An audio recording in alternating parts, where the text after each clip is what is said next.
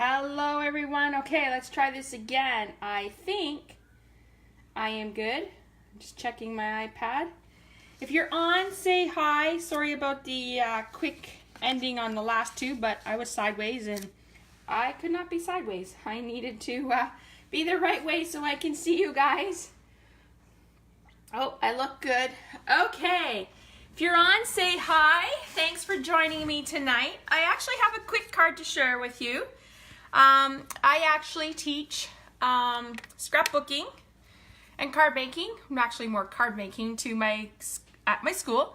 And today was our last day what I did with the group of threes. So I had an overwhelming response with the grade threes, and we're doing two groups. So one group in February and one group in March.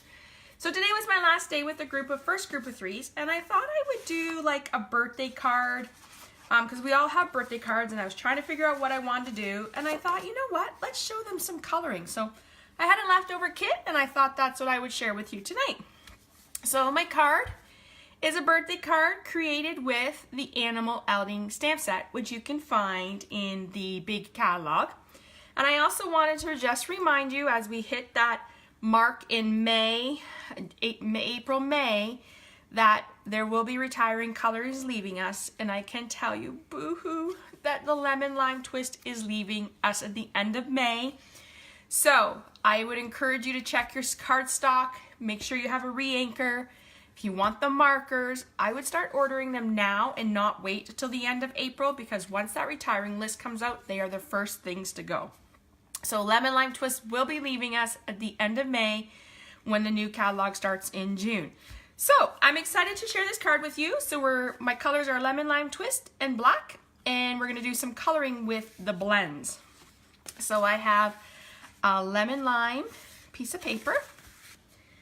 I have, so this is 8.5 by 11, scored at cut at 5.5, scored at 4 1/4.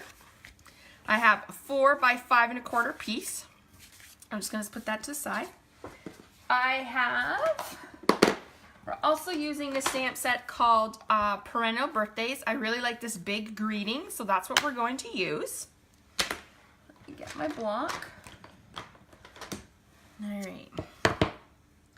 So the first thing we're going to do is we're actually going to stamp the greeting on this. Now this is the Animal Expedition paper, so I just decided to use, it's actually a full sheet, I just cut it in half.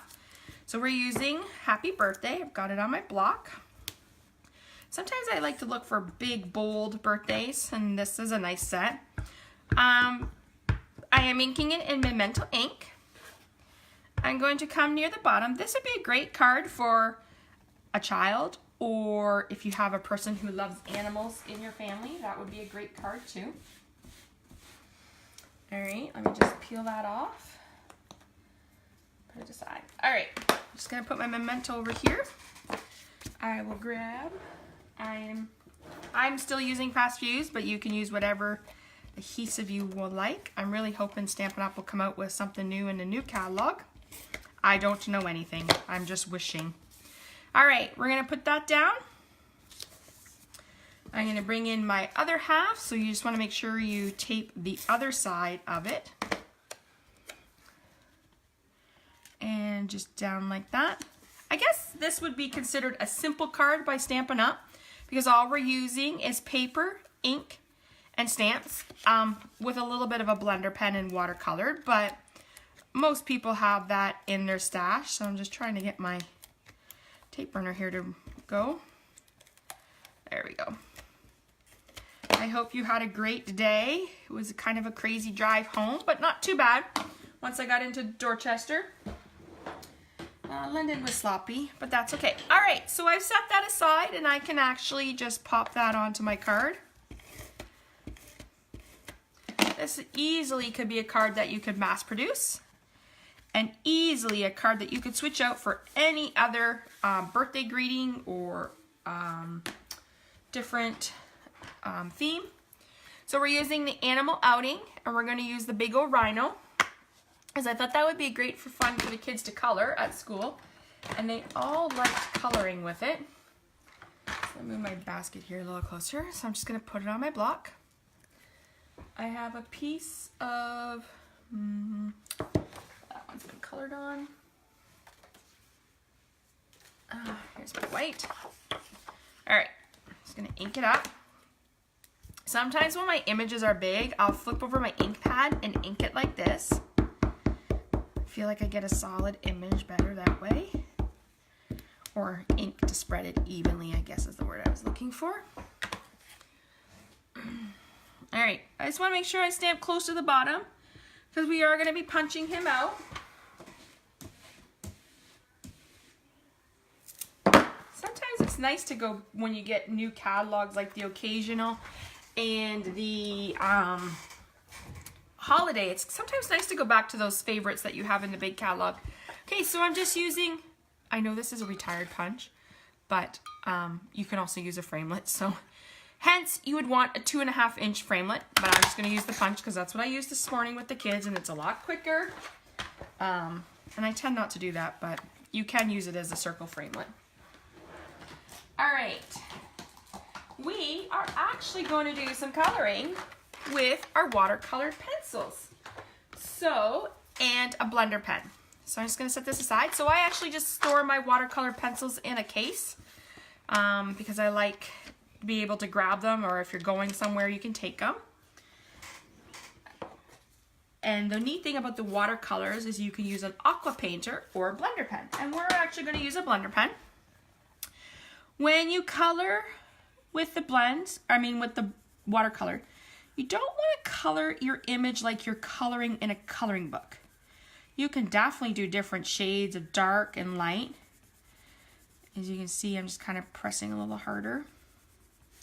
And then just kind of come down. Just kind of coloring him in here. And it's an ugly color right now. I'm going to tell you that. It looks ugly because it's an ugly color.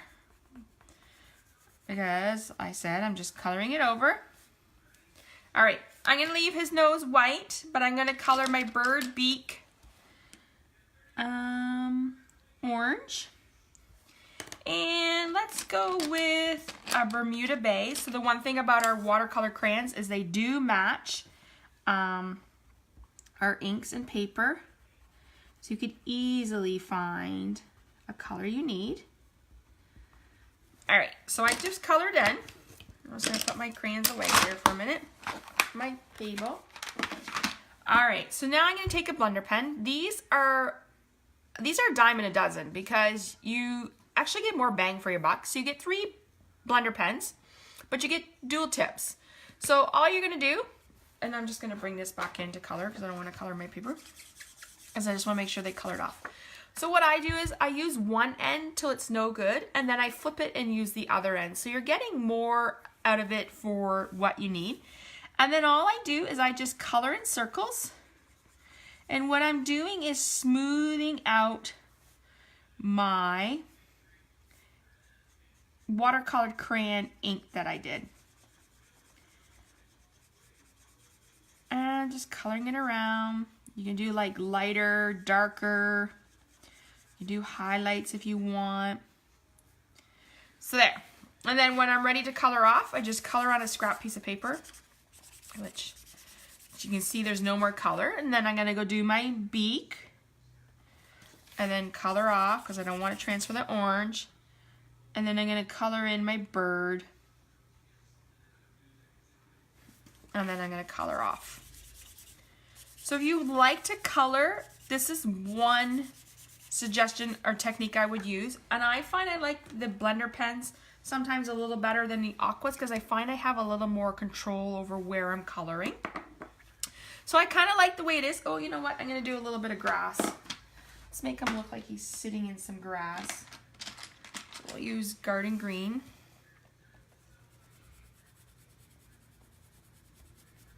I probably could have used lemon lime. I think not all the colors come in. I'll just smooth it out a little bit. There, just looks like he's a little not sitting on something.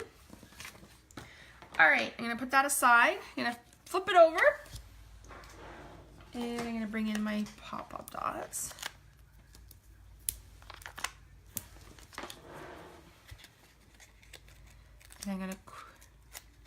on here. And there you go. A quick and simple card created with the Lemon Lime Twist cardstock, Whisper White and Black, using the Animal Expedition Designer Series paper, the Animal Outing stamp set, and the Perennial Birthday stamp set also, with watercolor and blends. As I said, quick and easy project for tonight. I hope you enjoyed it. I will upload this to YouTube. Hopefully I can do that tonight. I'm finding if my videos are 15 minutes and under, I can upload them. Anything more than 15 minutes takes a little bit of a hectic learning curve. It is definitely a learning curve. So, thank you so much for stopping by tonight. If you want to find more information about these projects or more projects that I do, you can head over to stampwithann.com.